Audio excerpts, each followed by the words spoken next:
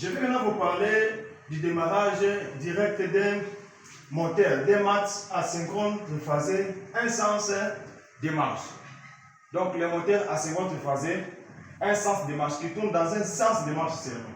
Maintenant nous avons les schémas de puissance. Ici, je dois représenter les schémas de puissance et vous expliquer comment les moteurs parviennent à tourner. Nous avons une source triphasée.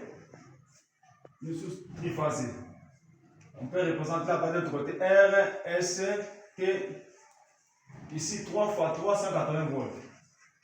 380 volts barre 50 Hz. Parce que vous allez constater que chez nous, en RDC, nous utilisons la tension de 220 volts entre phase et neutre, entre phase 380 volts avec la fréquence de 50 Hz. Donc la fréquence de 50 Hz, c'est une fréquence utilisée chez nous en RDC.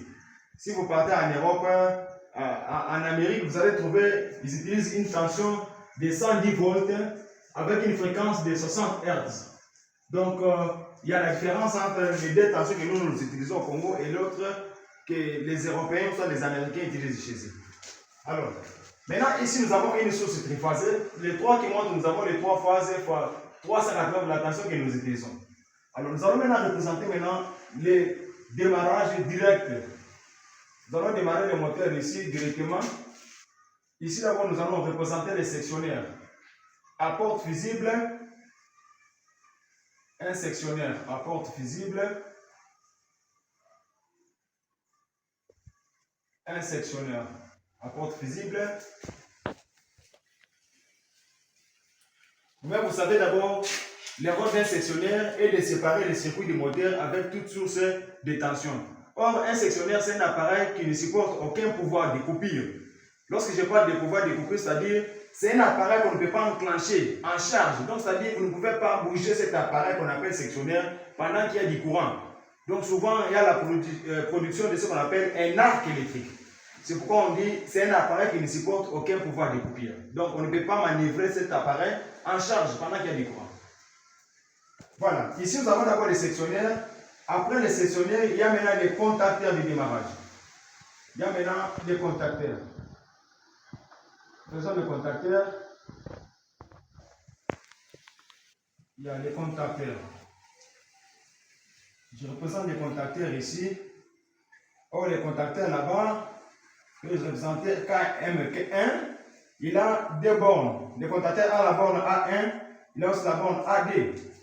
C'est ça les bornes d'un contacteur. Maintenant, de l'autre côté, après les contacteurs, nous allons représenter la protection magnétique contre les échauffements du moteur. Parce qu'à chaque fois que le moteur fonctionne, ça peut chauffer exagérément. Là, une fois que l'échauffement exagère, la protection peut déjà protéger les circuits du moteur, afin que le moteur ne puisse pas s'endommager. Il y a la protection thermique. Il y a la protection thermique du moteur. Ici, maintenant, nous sommes à la plaque maintenant à bord.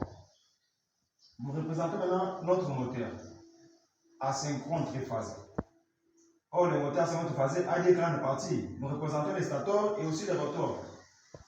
Nous écrivons M3 triphasé avec le couplage étoile à l'intérieur. Avec le couplage étoile. Si je représente, je vais nommer les bornes avec la couleur I, V, de l'autre côté W. Ici maintenant je vais mettre le contact de la protection ici. Souvent il est nommé aussi MA5, 96. De l'autre côté des contacts, je peux nommer aussi 1, 2, 3, 4, 5, 6. Les sectionnaires au même moment. 1, 2, 3, 4, 5, 6. C'est ça ce qu'on appelle le démarrage direct des moteurs asynchrone triphasé. Donc, on parle d'abord des schémas de puissance. C'est un schéma qui, on voit directement les fils qui entament directement le moteur. C'est par là qu'on parle des schémas de puissance. Alors, on ne se limite pas par ici. Le schéma de puissance est toujours aussi accompagné d'un schéma qu'on appelle les schémas de commande. Ici, je vous ai expliqué, nous avons ce qu'on appelle les sectionnaires à porte visible, un appareil qui ne supporte aucun pouvoir de coupure. Après le sectionnaire, il y a les contacteurs pour mettre en marche les moteurs. Il y a aussi ce qu'on appelle la protection thermique pour protéger les moteurs. Après ça, il y a maintenant le moteur. Nous allons maintenant faire un schéma qu'on appelle le schéma de commande. Je peux mettre comme ici c'est A, ici je mets B ici. Schéma de commande. Schéma de commande. Commande. Maintenant, m'excuse. Maintenant, ici, nous allons représenter le schéma de commande. Ici, nous sommes toujours, on a toujours la source ici, la source de tension. Ici, nous représentons d'abord la protection thermique qui protège le moteur ici. La protection est représentée ici dans ce sens,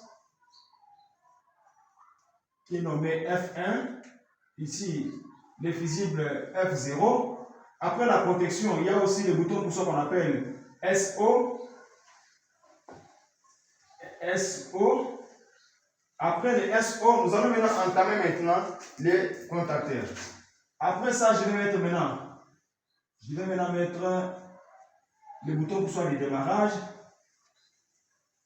Après ça, je vais mettre maintenant mon contacteur à partir d'ici. Mon contacteur KM1.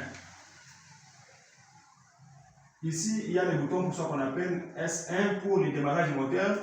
Ici, je mets maintenant les maintiens. Donc, les maintiens vont nous permettre de façon qu'une fois que j'appuie sur S1, je relâche. Il faut que le moteur reste toujours en marche. Parce que si j'enlève le contact ici du KM1, une fois que j'appuie, je relâche, directement le moteur va s'éteindre. Donc, il faut créer ce qu'on appelle un maintien pour maintenir la marche du moteur. Donc, c'est pourquoi j'ai créé un maintien de l'autre côté du KM1. Donc, un sens de marche. Ici, il y a maintenant la tension. 220 volts par 50 Hz. Donc, ici, vous appliquez la tension. De l'autre côté, il y a la protection thermique. Les SO, le bouton pour soit d'arrêt général. Après ça, il y a maintenant les S1. Après les S1, il y a maintenant les contacteurs. Donc, une fois que j'appuie sur S1, le contacteur KM1 est excité. Il se maintient directement. Le moteur commence à tourner. Merci.